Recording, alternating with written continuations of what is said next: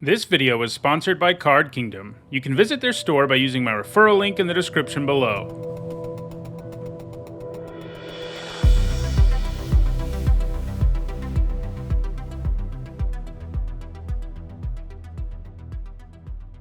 Hi everyone, I'm Sahone, and today is Monday, and that means it's time for another MTG Top 10, the series where I rank cards based on their historical performance at Magic's highest level of competition. In today's Top 10, we're going to take a look at cards that involve making a creature attack. It was recently announced that we're going to see a lot more of the goad mechanic in the future. There's a bunch of it in Baldur's Gate, and that got me to wondering about how cards that involve forced attacks have done in Magic's history more broadly. Creatures that have to attack are as old as the game itself, as Juggernaut appeared in Alpha, and it always has to attack. A creature having to attack is generally a downside, as it means you have to send your creature in there even when attacking with it isn't advantageous, and you even have to attack with it when your opponent can easily block and kill it.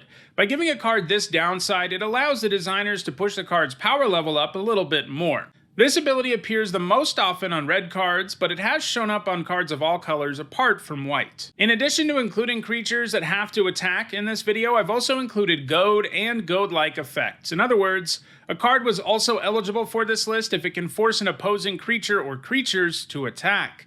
Making your opponent do that can often give you some advantages, either from simply enabling you to block and kill their creatures, or making it so that they can't block on the crackback. This ability also appears in red, but it shows up pretty frequently in blue too. In all, there were 128 cards eligible for this list, and in this video we'll take a look at the 10 that have left the biggest impact on competitive Magic. Before we get started, here's a quick reminder on how I score cards in these videos. A first tier top 8 is worth 2 points. This includes events like Pro Tours and World Championships, and a second tier top 8 is worth 1 point, and this includes events like Grand Prix and Magic Online format challenges.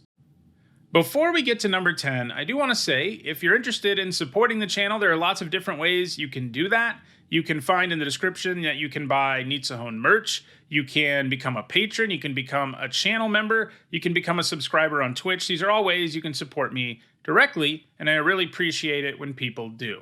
At number 10, it is Flamewake Phoenix. This is a 3-mana 2/2 with haste and flying, and like a lot of phoenixes, it can come back from the graveyard. If you have a creature with 4 or more power, you can bring it back from the graveyard for only a single red mana. Oftentimes when they design a recursive creature like this, they find a way to keep that creature from being able to come back and block forever, because that card is often a little bit too good if it can block. See, for example, Cauldron Familiar. So, forcing the Phoenix to attack certainly weakens the card, but it can do a ton of damage in a hurry and it doesn't stay dead. While in Standard, it only managed 2 Grand Prix top 8s, one in a Rakdos Dragon's control deck, which ran plenty of big creatures that it could get it back from the graveyard, and another in Red Deck Wins. It really took off though in modern Hollow One decks. That deck specialized in discarding a ton of cards to cast Hollow One for free, or at least for very little mana. It just so happens that Hollow One is a 4/4, so being able to cast a Hollow One on turn 1 and discarding your Flamewake Phoenix on the way there means you can be attacking for 6 on turn 2. These decks can get lethal on you in a hurry, and Flamewake Phoenix is a big part of that. Unfortunately for the Phoenix, Hollow One was severely weakened by the banning of Faithless Looting, so it has really slowed down and hasn't gained any points since 2020, so it may not be on this list for very long. At number 9, it is the Akron War, a saga whose Chapter 2 makes your opponent attack you with all their creatures. Chapter 1 lets you steal an opposing creature as long as the Akron War sticks around, so the forced attack combos pretty well with Chapter 1, since you can try and make sure the creature you stole dies in combat. Finally, Chapter 3 makes all tapped creatures damage themselves, so the fact your opponent had to attack with everything means they'll probably be losing a few creatures. It's particularly nice in aggressive decks since you can use it to get a blocker out of the way immediately, and then make your opponent completely vulnerable to your attack on subsequent turns. In both Standard and Historic, the Akron War has gained all of its points in red aggro decks, but it hasn't gained any points anywhere since 2020. At number 8, it is Rurik Thar, the Unbowed. This 6-mana 6/6 comes with both Vigilance and Reach, and he harshly punishes opponents for casting non-creature spells, inflicting 6 damage every time they do. Of course, he also has to attack every single combat, but his size and vigilance help reduce the downside of that, since he'll be hard to kill in combat and he can still block on your opponent's turn. Since non-creature spells are usually used to remove creatures, it's very difficult to deal with Rurik Thar without taking at least some damage. He's seen a fair bit of play in both Standard and Modern, usually in aggro deck sideboards, but he hasn't gained any points since 2017, so like the other cards at the bottom of this list, he may lose his spot on the list in the future. At number 7, it is Monsterous Karabid. Unlike most of the cards on this list that have to always attack, the Karabid is not especially powerful at first glance. It has horrible stats as a 5 mana 4/4 with that downside. However, the Karabid gets a lot better since it comes with cycling, which it can do for a hybrid red-black mana. This gives you the option of pitching this if you want something else, which is nice, but the Karabid has gained all of its points in one deck in particular, Living End.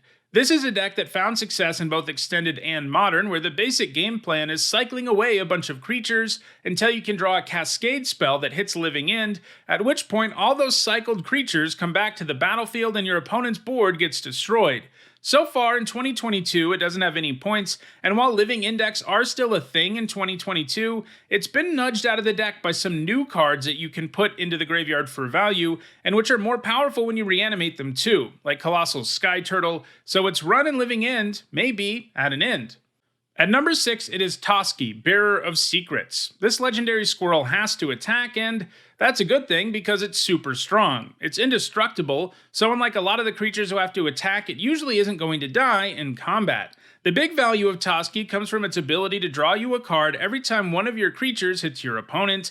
This can result in it having a massive impact on the board right away, as you can draw those cards the same turn you play it. In Standard, it has been played the most in aggro decks as a top curve creature that can come down and quickly reload your hand, giving you a chance to stay in the game even against control decks. It's seeing play in a ton of other formats too, having already received points from Pioneer aggro decks and Legacy Food Chain. It looks pretty likely that Toski is going to continue to gain points. At number 5, it is Legion Warboss. This is a nice creature because he can make his own army. He makes a 1/1 token with haste every turn, though it does have to attack every turn. The Warboss helps make that downside a little bit less of a problem thanks to Mentor though, which allows him to make a 1/1 into a 2/2 permanently whenever he and one of those tokens attack together. Anytime a creature can produce multiple bodies, it's pretty nice, as it makes spot removal significantly worse. Plus, if you have efficient removal to back him up, Legion Warboss can really snowball. The Warboss was played in the main board of aggro decks like Red Deck Wins and Boros Aggro while it was in Standard, and it was also featured in the sideboard of control decks. The Warboss can be nice in the mirror as a source of damage that you only have to commit mana to once, so it can really help you gain an advantage against your opponent. The Warboss also has some points in Legacy, where it's been featured in mono-red prison decks as one of its win conditions. These decks lock the opponent out of doing most things with cards like Blood Moon and Ensnaring Bridge. The Warboss and his tokens can usually attack every turn, because you have one card in your hand and then you draw one for your turn, attack with everything, and then you play one of the cards that's in your hand, and then your opponent can't attack with anything with more than 1 power, and that's pretty powerful. Thanks to Legacy, it looks like Legion Warboss is going to keep gaining points. At number 4, it is Bident of Fasa, a legendary enchantment artifact that lets you draw a card every time one of your creatures deals combat damage to your opponent. It also has the ability to make an opponent's creatures attack you, and obviously that's why it's on this list. The card draw effect can snowball like crazy because as you draw extra cards, you'll draw more creatures who can then draw you more cards. The ability to force an attack combos well with that since it means your opponent will have a hard time blocking. This can be especially powerful against control opponents because they can't usually handle the opposing player drawing so many cards. The Bident was pretty much only played in one deck when it was in Standard, Devotion to Blue, which was a mono-blue aggro deck with lots of cheap evasive creatures, exactly what you want to take advantage of the Bident. It hasn't gained a single point since rotating out of Standard though, and it's going to lose ground on this list over time. At number 3, it is Dragon's Rage Channeler. This powerful 1-drop doesn't have to always attack, but once you have Delirium, it becomes a 3/3 with flying that has to attack every turn. That's a pretty amazing deal for only a single mana, especially because the Channeler can help you get to Delirium as a result of its ability to Surveil 1 when you cast a non-creature spell. The Channeler is from Modern Horizons 2, and that means it was never legal in Standard or Pioneer, but it's done a lot of work in other formats. It was also printed on Magic Arena, so it's also legal in Historic, a format where it has done a lot of work alongside Arclight Phoenix. The two go great together because they both love spells and have graveyard-related effects. In Modern, it's played in spell decks alongside Murktide Regent, and in Legacy you can often find it alongside Delver of Secrets. In Delver, it provides you with a second 1-mana 3-power flyer, and the Surveil can actually also help you transform the Delver. So, yeah, in other words, it's a key card in blue-red spell decks in 3 different formats, and that's something that's going to continue. It has a very real chance at finding its way to the top of this list when all is said and done. At number 2, it is Gideon Junra. There aren't a whole lot of white cards out there that involve forced attacks, but Gideon has a version of it on a few of his Planeswalker cards.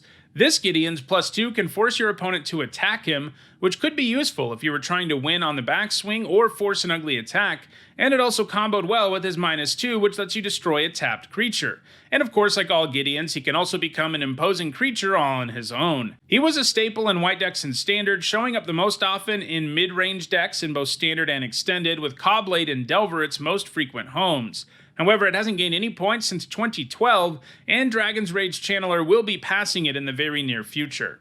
And at number 1, it is Goblin Rabblemaster, which is pretty similar to our number 5 card, Legion Warboss. Both are 3-mana 2/2s that crank out tokens that have to attack. While the Rabblemaster doesn't have Mentor, it does have the capability of doing absolutely absurd amounts of damage very quickly, even more quickly than the Warboss, since it gets a power boost for every other attacking goblin. If you can keep the table clear of blockers, the Rabblemaster will just wreck your opponent, and even if they do find removal at some point, you're still going to have some goblin tokens left over most of the time. The Rabblemaster was mostly played in red aggro decks while it was in Standard, and it's gained points in the same type of decks in Pioneer. It also has a few points in Modern, one coming in Skred Red and the other in Mardu Pyromancer. Like the Warboss, the Rabblemaster is also played as a win condition in Mono Red Prison and Legacy. Just like the Warboss, it works really well alongside Ensnaring Bridge. Rabblemaster is still a very active card, but it still isn't quite as active as Dragon's Rage Channeler, and I think at some point the Channeler is going to overtake it.